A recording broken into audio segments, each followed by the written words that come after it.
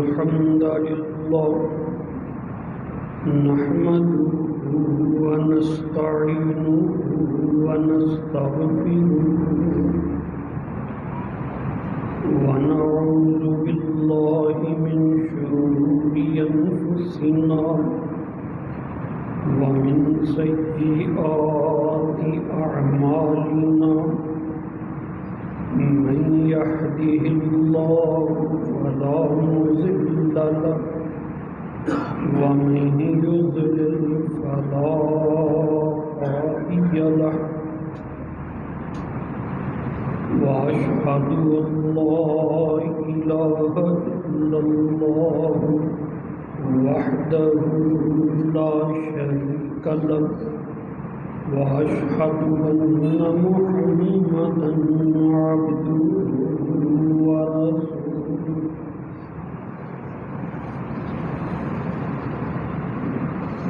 اللهم صل على محمد وعلى آل محمد كما صليت على إبراهيم وعلى آل إبراهيم إنك حميد مجيد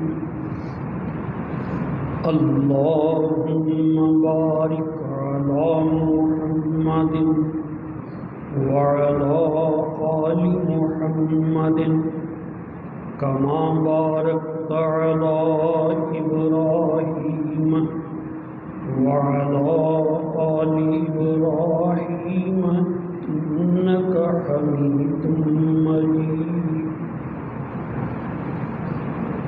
رب اشرح لي صدري ويسر لي أمري واحلل عقدة من لساني يفقهوا قولي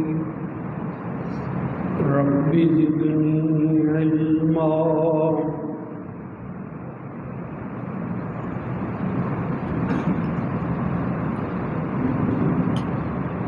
أما بعد فإن خير الحديث كتاب الله وخير الهدي هدي محمد صلى الله عليه وسلم وشر الأمور محدثاتها وكل محدثة بدعة وكل بدعة ضلالة وكل ضلالة في النار أعوذ بالله السميع العليم من الشيطان الرجيم بسم الله الرحمن الرحيم فإن تابوا وأقاموا الصلاة وآتوا الزكاة فإخوانكم في الدين ونفسر الآيات لقوم يعلمون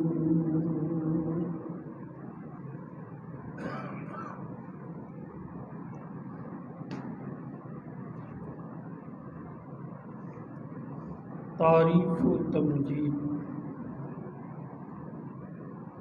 کبریائی اور بزرگی اللہ احکم الحاکمین کے لیے خاص ہے جو کل کائنات کا مالک ہے، جس کی دسترس میں زمین و آسمان کے خزانے ہیں، جس کو جتنا چاہے عطا فرما دے، اس کو کوئی پوچھنے والا نہیں ہے، جس کو چاہے جب چاہے دے کے واپس لے لے، کوئی اس کے فیصلے کے خلاف اپیل کرنے والا نہیں ہے۔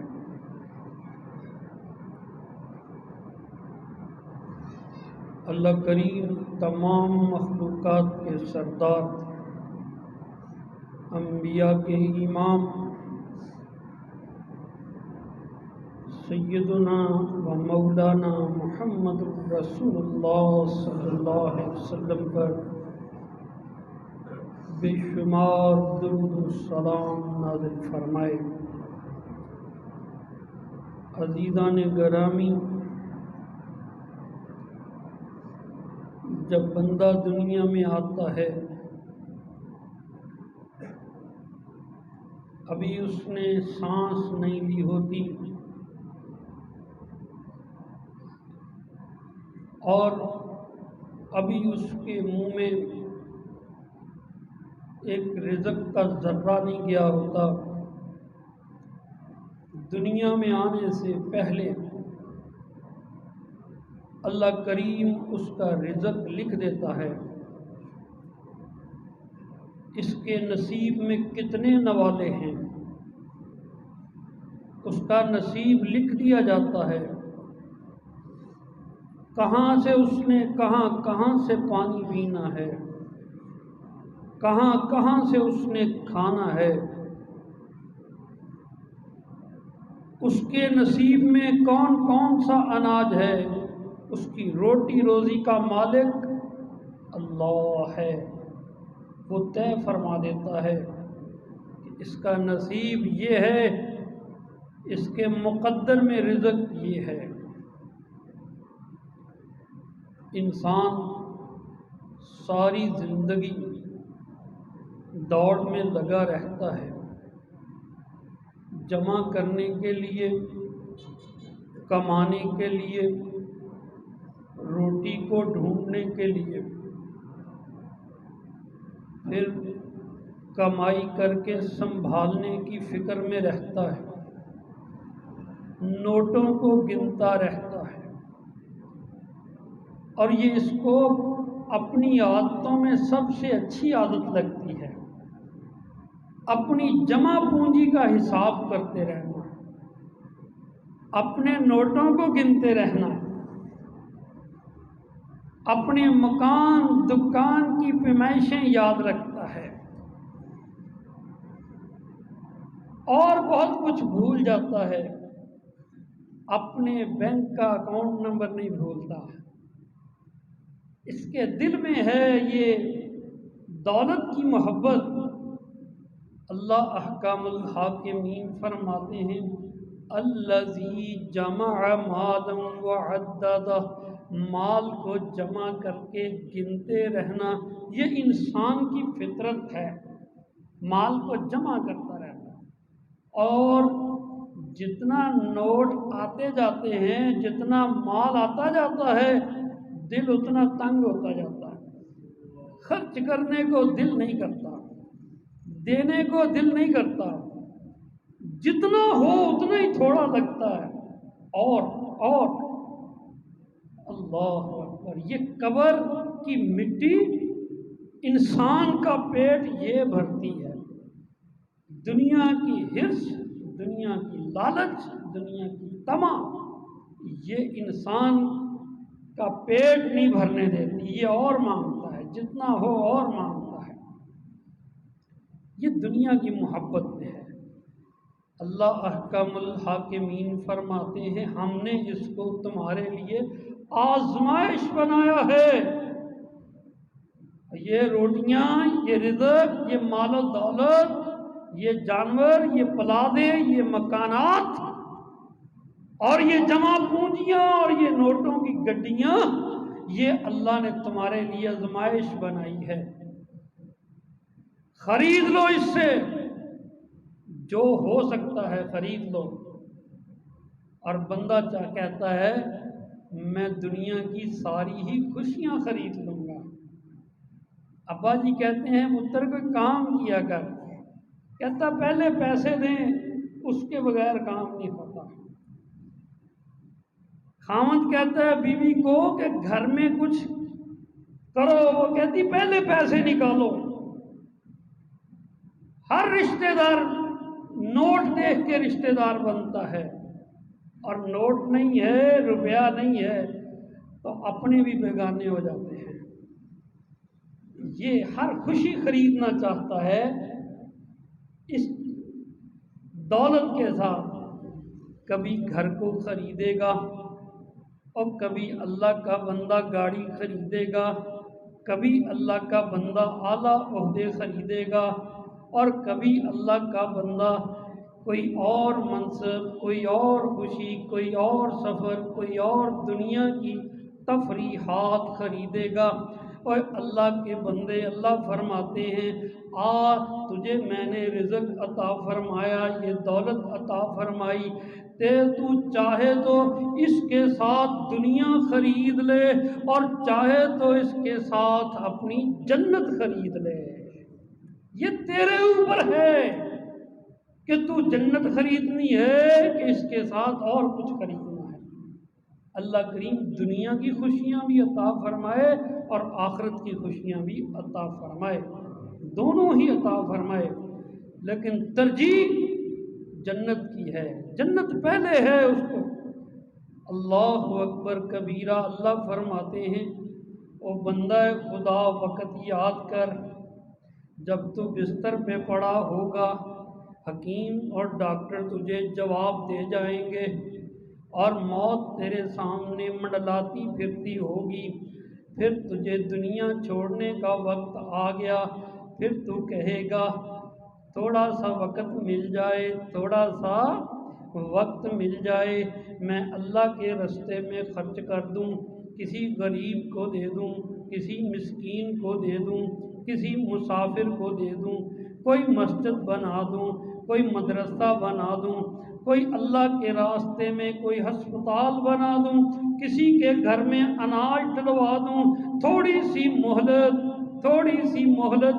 اللہ فرماتے ہیں کوئی مہلت نہ ملے گی، مہلت تجھے بڑی ملی، بڑی مہلت ملی، مگر تو نے اس مہلت کا فائدہ نہیں اٹھایا۔ پڑھو سورۃ المنافقون آیت نمبر 9 اور 10۔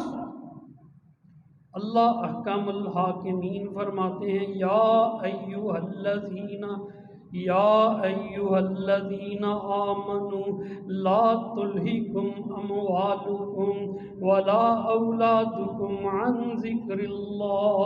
اے ایمان والو، اللہ کی عبادت سے، اللہ کے ذکر سے یہ تمہارے بال بچے، یہ بیوی، یہ اولاد اور یہ تمہارے مال و دولت تمہیں اللہ سے غافل نہ کر دے،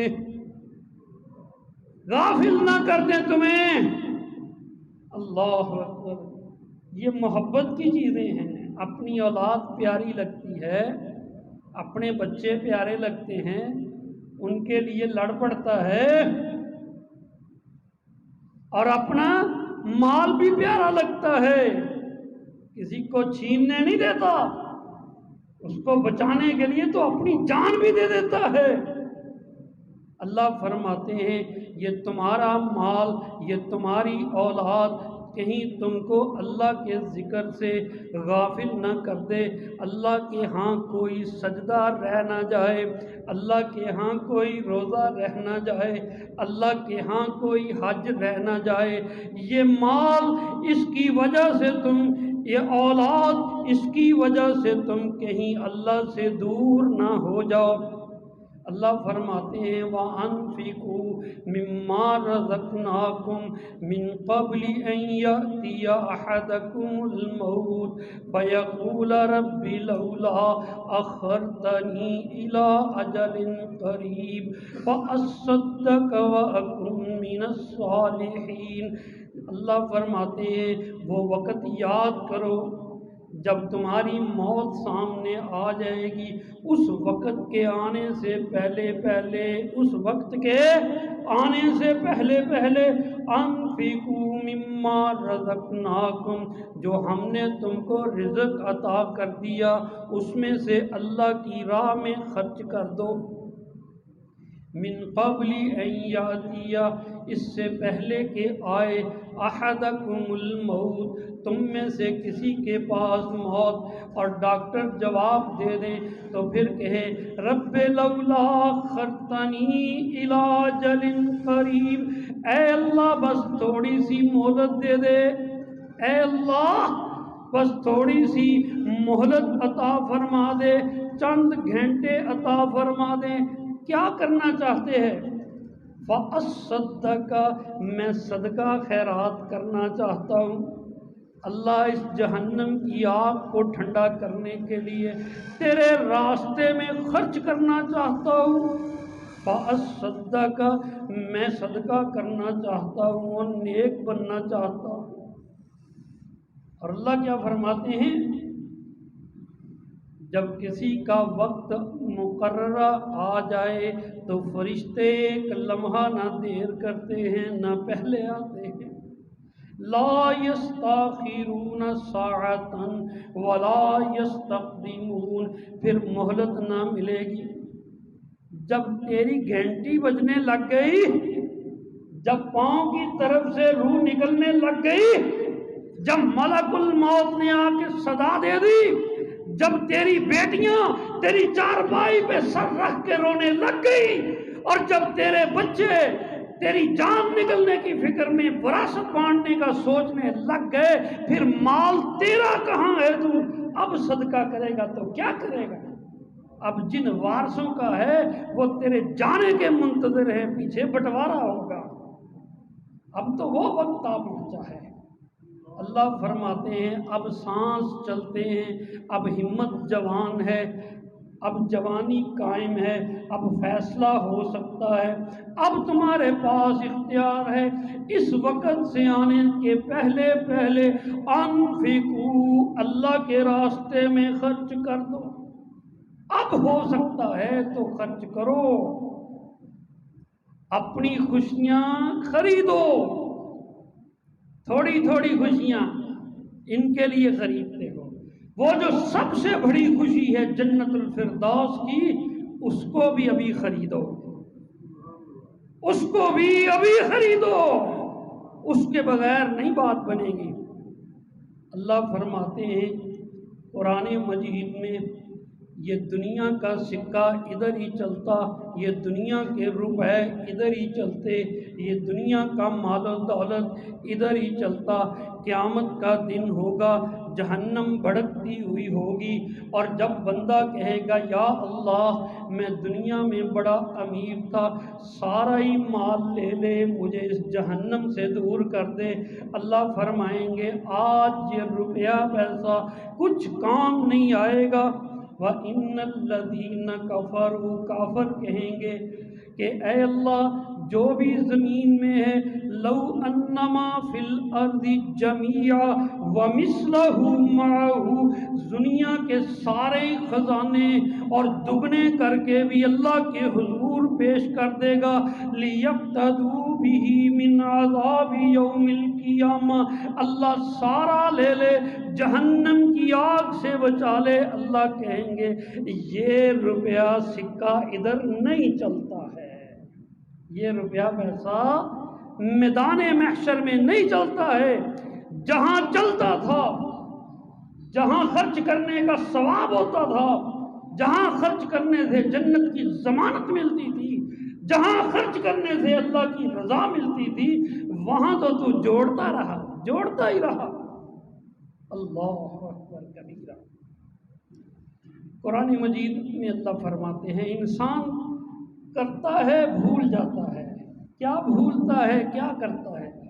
انسان کہتا ہے یقول احلقت مالا لبدا، اپنی شان دکھانے کے لیے، اپنی آن بان دکھانے کے لیے، اپنی ٹور دکھانے کے لیے بڑا پیسہ اڑاتا ہے۔ بیٹے کی شادی کی ہے، 500 بندہ ولیمے پہ بلایا تھا، 200 بندہ بارات کے ساتھ تھا، 50,000 روپیہ تو وہ باجے والوں کو دے دیا میں نے، 8-10 لاکھ کی تو روٹی کھلا دی، فلاں ایم پی اے بھی آیا تھا، فلاں لوگ بھی آئے تھے، محلے کے عزیز و اقارب کے بڑے بڑے بندے آئے تھے۔ یقول احلقت مالا لبدا، کہتا ہے میں نے بڑا مال خرچ کر دیا۔ یاد رکھتے ہیں لوگ کہ جناب میرے گھر میں آیا فنکشن تھا، کبھی اس کو موقع ملے ہزاروں روپے چاہے تو پتنگ بازی پہ لٹا دے، کبھی اس کو موقع ملے لاکھوں روپیہ گلیاں سجانے پہ لگا دے، کبھی اس کو موقع ملے تو کسی اور جگہ پہ اپنی شان و شوکت کے لیے لگا دیتے، بھول جاتا ہے۔ اس وقت یہ بھول جاتا ہے کیا؟ یقول اہلکت مالا لبدا، کہتا ہے میں نے بڑا مال لٹا دیا۔ ایحسب ان لم یرہ احد، اللہ فرماتے ہیں کیا اس نے یہ سوچا کہ اللہ اس کو دیکھتا نہیں تھا؟ تو مال لٹاتا رہا، جس کی عطا سے تجھے ملا اس دینے والے نے کیا تجھ کو دیکھا نہیں؟ ایحسب ان لم یرہ احد، کیا تو نے گمان کر لیا کہ تجھ کو کسی نے دیکھا نہیں؟ او کملے بندے، او نالائق بندے، الم نجعل لہ عینین، جس نے تجھ کو دو آنکھیں عطا فرما دی دیکھنے کے لیے، کیا وہ خود تجھ کو نہیں دیکھتا؟ جس نے تجھے دیکھنے کے لیے دو آنکھیں دے دی، وہ خود تجھ کو نہیں دیکھتا کیا؟ تم ہر لمحے اس کی نگاہ میں ہو، اس کی نگرانی میں ہو، تمہاری ایک ایک حرکت اس کے ریکارڈ میں ہے۔ الم نجعل لہ عینین ولسانا وشفتین، ہم نے کیا تجھ کو یہ سب کچھ عطا نہیں کیا؟ فلاقتحم العقبہ، اس دولت سے تو نے بڑے بڑے کام کیوں نہ کیے؟ فلاقتحم العقبہ وما ادراک ما العقبہ فک رقبہ، تو کسی مکروز کے کام کیوں نہ آیا؟ تو نے کسی یتیم کو کھانا کیوں نہ کھلایا؟ تو نے کسی مسکین کی مجبوری دور کیوں نہ کی؟ اللہ کہتے ہیں ہم دیکھتے ہیں، تو فخر کرتا ہے کہ میں نے مال کو لٹا دیا، تو بھول جاتا ہے کہ تجھے بھی کوئی دیکھ رہا ہے۔ سچ فرمایا پیارے محمد مصطفیٰ صلی اللہ علیہ وآلہ وسلم نے کہ بندہ قیامت کے دن اللہ کے حضور جب پیش ہوگا تو سب سے پہلے اس سے 5 سوال ہوں گے، 5 سوال، اور حدیث کے لفظ ہیں اپنا قدم نہیں ہلا سکے گا جب تک ان 5 سوالوں کا جواب نہیں دے دے گا، اپنا پیر بھی نہیں ہلا سکے گا،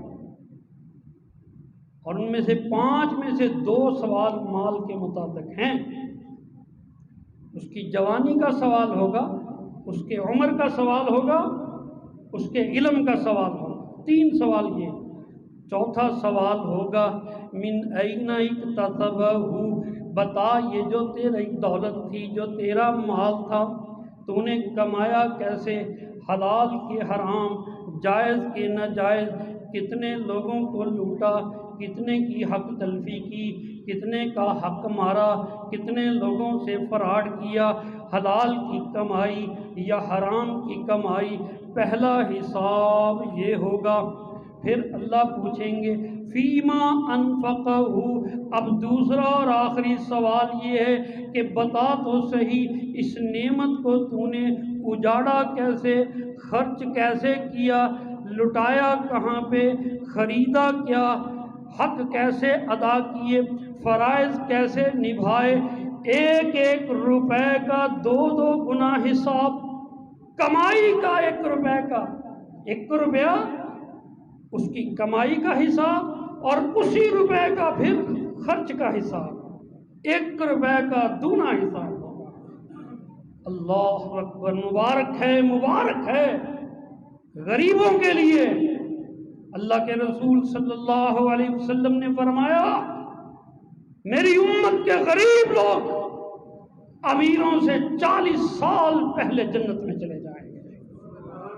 اللہ، 40 سال پہلے جنت میں چلے جائیں گے۔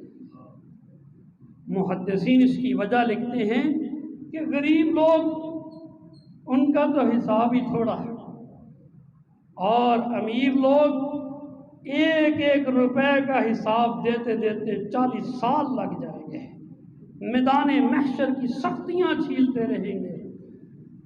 اللہ نہ کرے پھر بھی کسی کی حق تلفی نکل آئے، کسی کی عیاشی نکل آئے، کسی کا ناجائز مال نکل آئے، یہاں سے ہم بچ سکتے ہیں، اللہ کے احتساب سے نہیں بچ سکتے۔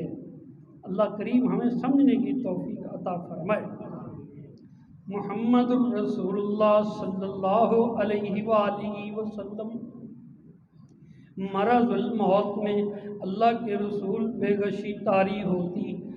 سیدہ عائشہ رضی اللہ تعالی عنہا روایت فرماتی ہیں، اللہ کے رسول صلی اللہ علیہ وسلم نے اس بیماری کے دوران مجھے 6 یا 7 شک ہے سیدہ کو فرماتی ہیں 6 یا 7 سونے کے سکے جن کو دینار کہا جاتا، جناب عائشہ کو فرمایا کہ یہ لے لو، مستحقین میں تقسیم کر دو۔ سیدہ عائشہ فرماتی ہیں کہ اللہ کے رسول کی بیماری کا لمحہ بڑی مصروفیت اور پریشانی میں بھول گئی، میرے ذہن سے نکل گیا۔ رسول اللہ صلی اللہ علیہ وآلہ وسلم غشی طاری ہوتی ہے بیماری میں، اللہ کے رسول صلی اللہ علیہ وسلم کو ہوش آیا، فرمایا عائشہ میں نے تمہیں وہ 6-7 دینار دیے تھے، ان کا کیا کیا؟ عرض کرنے لگی اللہ کے رسول آپ کی تکلیف کی وجہ سے میں بھول گئی۔ اللہ کے رسول صلی اللہ علیہ وسلم نے اسی وقت منگوا کے اسی وقت ان کو غریبوں کے درمیان تقسیم کرنے کا حکم دے دیا۔ فرمانے لگے عائشہ ما ظن النبی اللہ ان یلق اللہ وہذہ عندہ، عائشہ تیرا کیا خیال ہے یہ اللہ کا نبی، اللہ کا محبوب اپنے رب سے ملے گا اور اللہ کہیں گے تیرے پاس یہ 6-7 سونے کے سکے پڑے تھے، تو نے کیا کیا؟ میں ان کا حساب دوں گا، دنیا میں یہ اپنے کھاتے میں چھوڑ کے جاؤں گا۔ عائشہ تم نے ایسے کیوں کیا؟ امیر لوگ حساب دیتے رہیں گے، غریب جنت کے مزے لوٹتے رہیں گے۔ اللہ اکبر۔ اللہ کے نبی نے بھی اپنے آپ کے لیے دنیا کے خزانے پسند نہیں کیا، جو آتا تھا لٹا دیتے تھے۔ اللہ احکام الحاکمین قرآن مجید میں فرماتے ہیں اور اللہ کے بندو، اللہ کو پانا چاہتے ہو، اللہ کی محبت حاصل کرنا چاہتے ہو، جو چیزیں تمہیں پسند ہیں وہ اللہ کے راستے میں دے دو۔ جب تک تم اپنی پسندیدہ چیز اللہ کے راستے میں خرچ نہیں کرو گے، اللہ کی محبت کو پا نہیں سکو گے۔ لن تنالوا البر حتى تنفقوا مما تحبون وما تنفقوا من شيء فإن الله به عليم۔ ہرگز تم مقام نیکی میں نہیں پا سکتے جب تک اپنی پسندیدہ چیز اللہ کے راستے میں خرچ نہیں کر دیتے۔ یہ بات سنی، یہ آیت سنی، سیدنا ابو طلحہ رضی اللہ تعالیٰ عنہ وہ بھی اللہ کے رسول کی خدمت میں آ گئے۔ سیدنا انس بن مالک اس کے راوی ہیں، اللہ کے رسول صلی اللہ علیہ وسلم کو آ کے عرض کرنے لگے اللہ کے رسول اللہ نے مجھے بڑا مال دیا، زراعت دی، باغوں والا، بڑے بہادر بھی، اللہ نے مجھ کو مال بڑا دیا، لیکن جتنا اللہ نے مجھ کو مال دیا سب سے پیارا مال یہ بیرہا، یہ کھجوروں کا باغ ہے مسجد نبوی کے سامنے۔ اور وہ کیوں سب سے پیارا ہے یہ بھی سن لے۔ اللہ کے نبی جب آپ تھک جاتے ہیں آرام کرنے ادھر آتے ہیں، جب پیاس لگتی ہے پانی پینے آتے ہیں، آپ کی خدمت میں کچھ کھجوریں پیش کرتا ہوں۔ اللہ کے رسول صلی اللہ علیہ وسلم استراحت فرمانے کے لیے وہاں چلے جایا کرتے۔ ام سلیم ان کی بیوی، سیدنا انس کی والدہ آپ کی خدمت کیا کرتی۔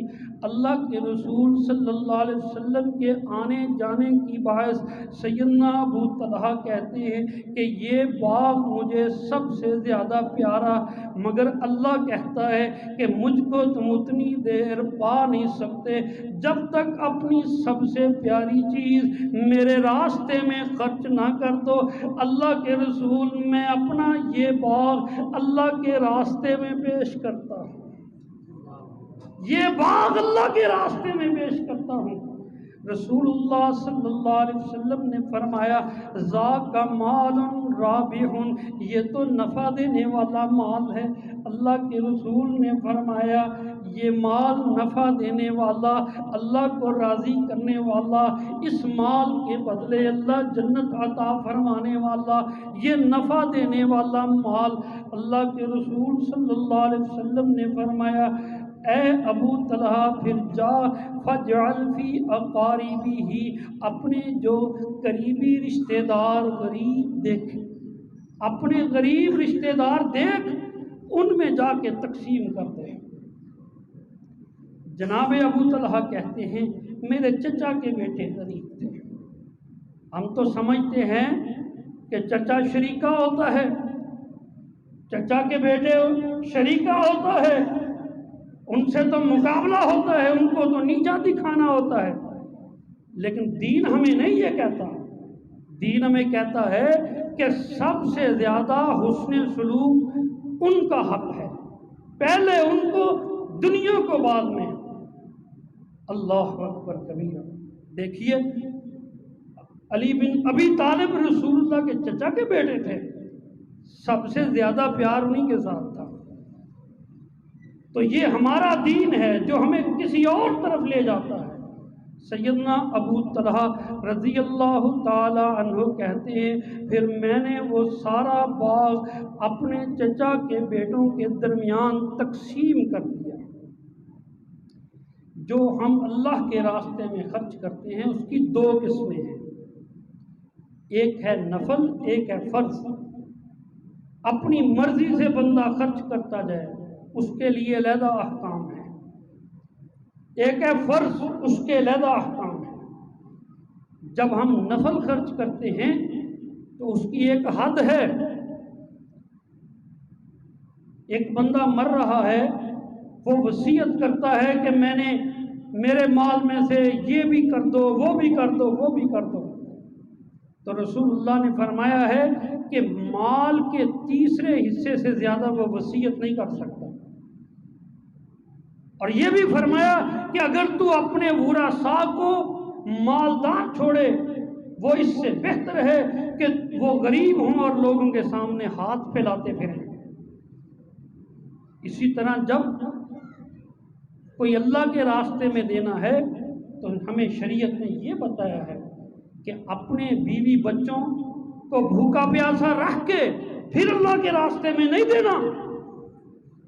پہلے ماں باپ، بیوی بچے جن کی تو کفالت کرتا ہے ان کے اوپر خرچ کر، اللہ کے راستے میں خرچ کرنے کا اجر ملے گا اور فرض ادا ہوگا۔ وہ جناب ابو بکر صدیق رضی اللہ تعالی عنہ تھے جن کے ایمان کا وہ درجہ تھا کہ اللہ کے رسول نے ان کو اجازت دے دی تھی جب وہ اللہ کے رسول کی ایک آواز کے اوپر اپنے گھر کا سارا ہی سامان لے کے آ گئے تھے اور پوچھا تھا گھر کیا چھوڑا، تو کہنے لگے اللہ اور اس کے رسول کی محبت چھوڑایا۔ ہمارے لیے یہ حکم نہیں ہے، ہمارے لیے یہ ہے کہ ہم اپنے بیوی بچوں کو حق ادا کریں، جو بچ جائے وہ اللہ کے راستے میں دیں۔ اللہ اکبر۔ یہ ہے نفلی، اور فرض ہے وہ زکوٰۃ۔ سال گزرنے کے بعد مال کے اوپر 2.5% زکوٰۃ فرض ہے۔ یہ جو روپیہ ہوتا ہے اس کا تعلق سونے کے ساتھ ہے۔ علماء نے ایک غلط فہمی کی وجہ سے، محض تقلید کی وجہ سے، فرقہ ہے، تقلید ہے، مکھی پہ مکھی مارنی، اجتہاد نہیں کرنا، سوچنا نہیں ہے۔ اور ہمارا یہ جو حکومت کا نظام ہے وہ بھی سارا اسی جہالت کے پیچھے چل رہا ہے۔ چاندی کے ساتھ روپے کا کوئی تعلق نہیں ہے۔ 52 تولے چاندی کے برابر روپیہ پیسہ ہو تو زکوٰۃ فرض نہیں ہوتی۔ چاندی کا نصاب الگ ہے، روپے پیسے کا الگ ہے۔ روپے پیسے کا تعلق زیادہ سے زیادہ سونے کے ساتھ ہے، اور سارے علماء یہ فرماتے ہیں کہ 7.5 تولے سونا ہو تو انسان کے اوپر زکوٰۃ فرض ہوتی ہے۔ ہاں یہ ہو سکتا ہے کہ اگر 5 تولے سونا ہے باقی کیش موجود ہے تو ملا کے اگر اتنا بن جائے تو پھر زکوٰۃ فرض ہوتی ہے، اور مال اس کے اوپر سال گزرنا چاہیے پھر زکوٰۃ فرض ہوتی ہے۔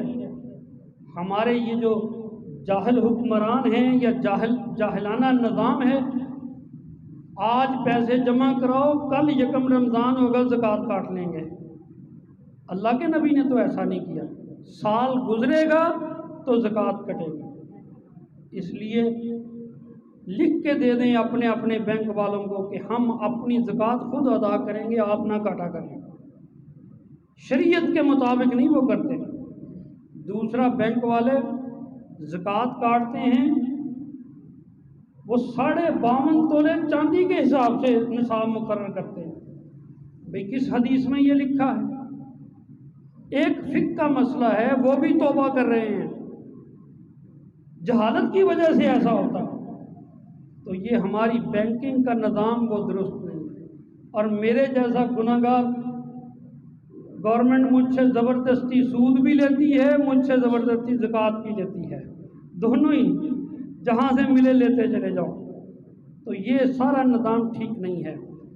زکوٰۃ سال کے بعد جمع شدہ مال جب اس نصاب تک پہنچ گیا ہے کہ 7.5 تولے سونے کے برابر آپ کے پاس پیسہ ہے یا ساتھ ہی سونا بھی ہے، تو اس کے اوپر 2.5% یعنی 40واں حصہ زکوٰۃ فرض ہے۔ قرآن مجید کی آیات سے یہ ثابت ہوتا ہے، اللہ احکم الحاکمین نے جگہ جگہ زکوٰۃ کے ساتھ نماز کا ذکر فرمایا کہ جس طرح نماز فرض ہے اسی طرح زکوٰۃ فرض ہے۔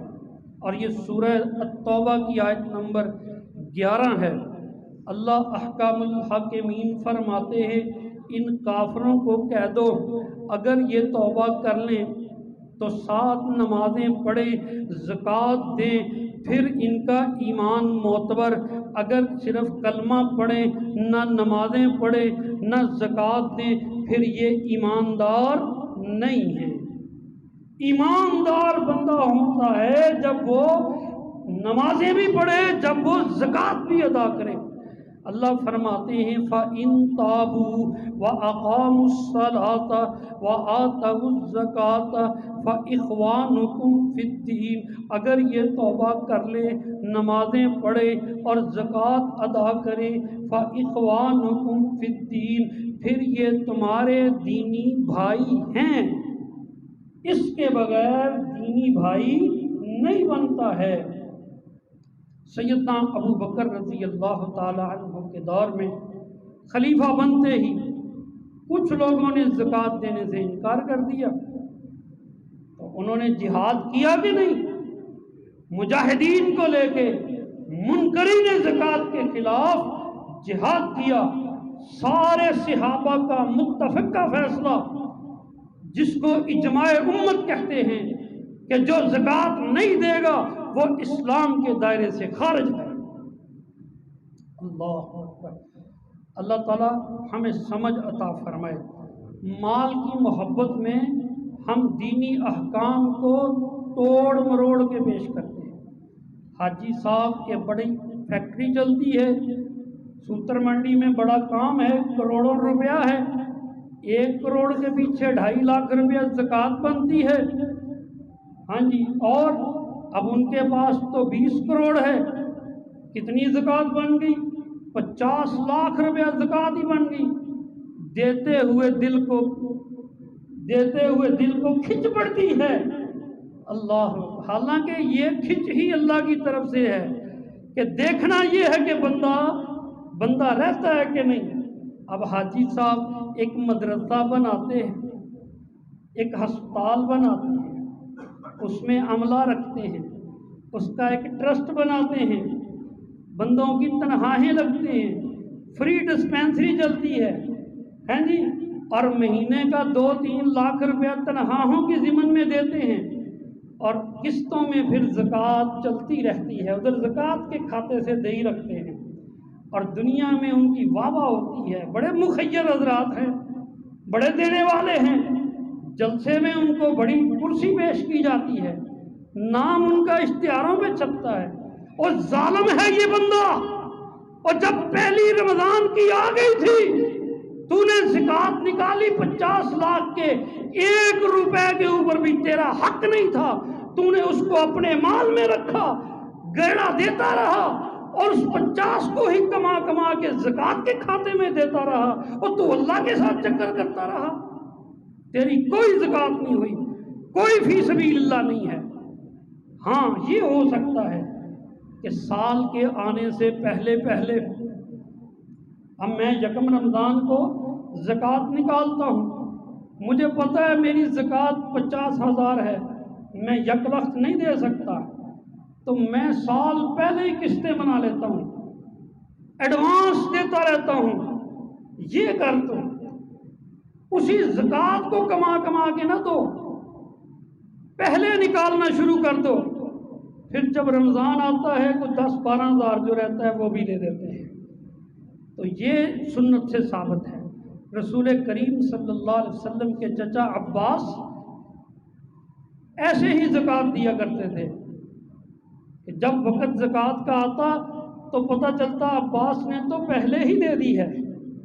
میرے بھائی ایک بات ذرا غور سے سن لیجئے، شاید کسی کو غلط فہمی ہو تو اس کا ازالہ ہو جائے۔ رمضان میں زکوٰۃ دینے کا زیادہ ثواب نہیں ملتا، غلط بتایا آپ کو کسی نے۔ زکوٰۃ کا ثواب ضرورت کے وقت ضرورت مند کو پہلے دینے سے زیادہ ملتا ہے۔ آج کوئی ضرورت مند ہے، اس کو آپ اللہ کی رضا کے لیے 1 مہینہ پہلے زکوٰۃ دے دیتے ہیں، رمضان کے اندر زکوٰۃ دینے سے بھی زیادہ اجر اللہ عطا فرمائے گا۔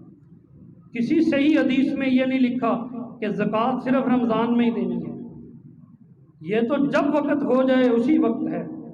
یہ تو اگر حکومت ہو، اسلامی ہو، وہ تو علی اعلان اس کا حساب کتاب لے سکتی ہے کہ لاؤ بھائی مال دکھاؤ کتنا ہے، کھاتے چیک کراؤ، جتنا بنتا ہے اتنا دو، کم دے تو ڈنڈے کے ساتھ بھی لے سکتی ہے۔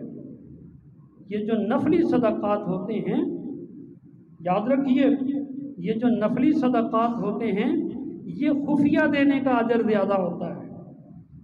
یہ کیا ہے؟